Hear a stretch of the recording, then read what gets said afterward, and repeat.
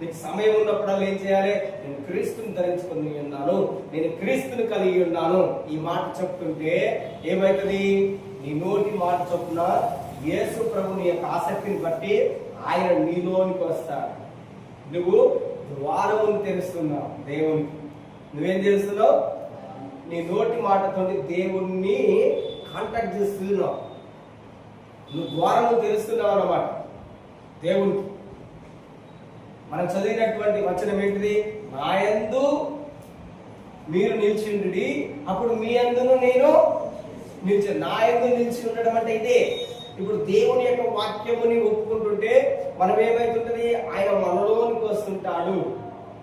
ఆయన మాట ప్రకారం మనం నడుచుకుంటుంటే ఆయనలో మనము నిలిచి ఉన్నట్టు.